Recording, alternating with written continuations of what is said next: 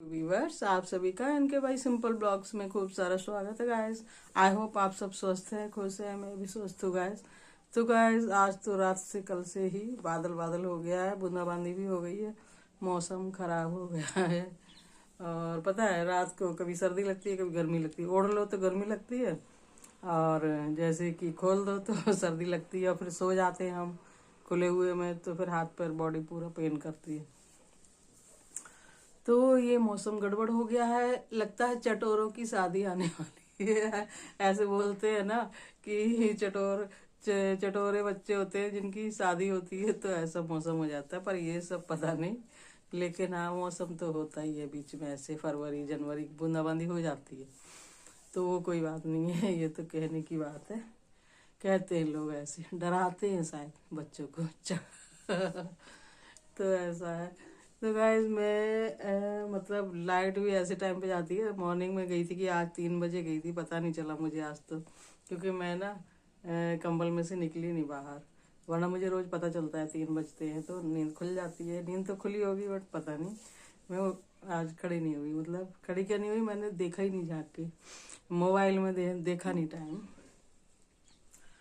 तो गाइज, मेरा एक भजन तो कंप्लीट हो चुका है। अब मैं दूसरे में से एक एक लाइन गा के शॉर्ट बनाऊंगी। ये तो खैर ब्लॉग बन रहा है, इसमें नहीं गाऊंगी।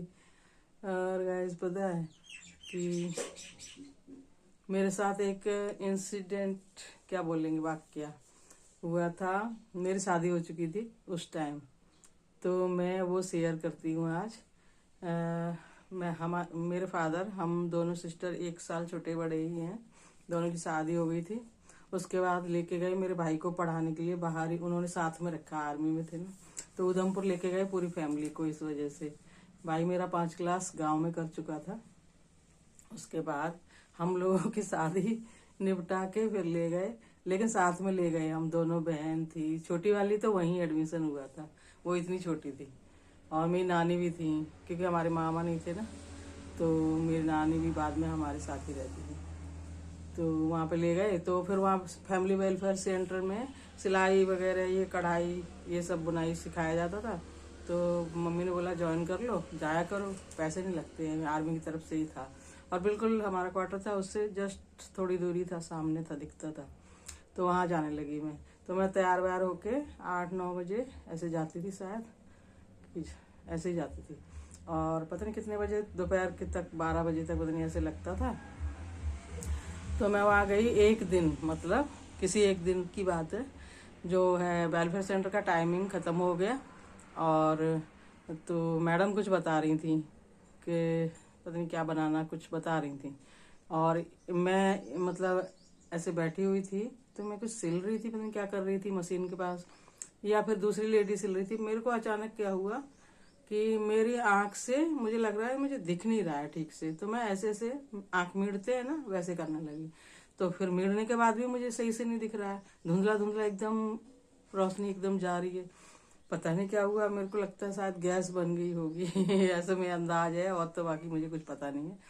तो गाइस, ऐसे ऐसे करने के बाद भी कुछ नहीं हुआ। फिर मुझे ऐसा लगा मुझे शायद मेरे को घबराहट, उल्टी जैसा आ रहा है। तो मैं एकदम से उठी, और खिड़की थी, खिड़की में जाली लगी होती है ना जो लोहे की, वो नहीं थी, किवाड़ियाँ थी, तो वो खुली हुई थी खिड़की। हॉल था पूरा वो, उसमें मैं जाके ऐसे, मेरे को हालत इतनी खराब हो गई कि मैं ऐसे लटक गई, और बैग मेरा यहाँ टंगा हुआ है। तो लेडीज दौड़ के आई, सभी लेडीज ही जाती थी वहां पे। तो उन्होंने मुझे ऐसे पकड़ लिया और बाहर निकाल लाई वो, जबकि ऐसा कुछ गर्मी वर्मी कुछ नहीं था, पता नहीं सर्दी थी क्या था, मुझे याद नहीं है। बाहर निकाल लाई घास में। तो थोड़ा वहां पे जब उन्होंने मुझे बिठा लिया, और उसके बाद जो मेरे को महसूस हुआ, सुनाई भी दिया, मतलब बाकायदा फील हुआ है मुझे। मेरी हालत मतलब बहुत वैसी हो गई थी एकदम से, लेकिन मुझे बाकायदा फील हुआ गाइस कि पता है, यहाँ मेरे एड़ी से, पंजों से, तलवों से लेकर के पूरे बॉडी का जैसे एनर्जी जा रही है यहाँ से ऐसे हो रहा था, सर सर सर, ऐसे मुझे बाकायदा सुनाई दे रहा था। मतलब कोई मैं बेहोश तो थी नहीं, हाँ, लेकिन थोड़ी हालत ज़्यादा ही वैसी हो गई थी एकदम।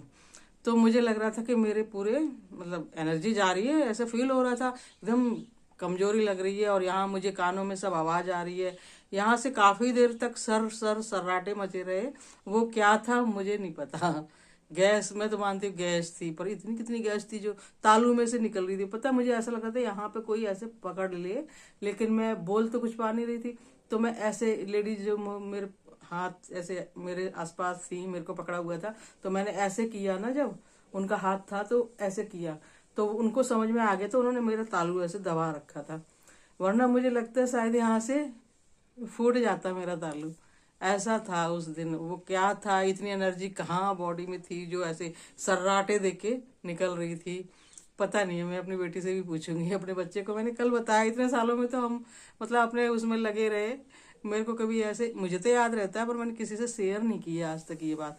उसके बाद जो कमजोरी लगी है, फिर वो लेडीज मुझे अपने घर तक छोड़ने आई, क्वार्टर तक, और वहाँ छोड़ के गई। फिर मैं पूरा दिन लेटी रही, खाने का भी कुछ मन नहीं कर रहा है, लेटी रही लेटी रही। ऐसा लगा था बॉडी में बिल्कुल भी, मेरे शरीर में मतलब जान नहीं है।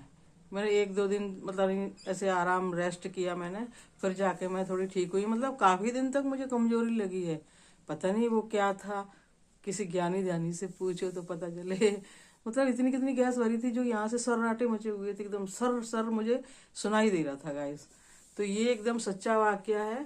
और मतलब मैंने कभी फिर इस बारे में सोचा नहीं, लेकिन हाँ, मेरी बेटी का थोड़ा आध्यात्म की तरफ ज़्यादा झुकाव है, उनसे मैं शेयर करूंगी आज, उनका फोन आएगा तो चलेगा। ये तो था मैंने अपना सच्चा वाकया जो शेयर किया है, और किसी को पता होगा तो पता ही होगा क्या था। तो guys please like share subscribe comment जरूर कीजिए। Love you all my viewers, thanks for watching, bye bye guys, see you soon. मिलते हैं एक न्यू ब्लॉग में।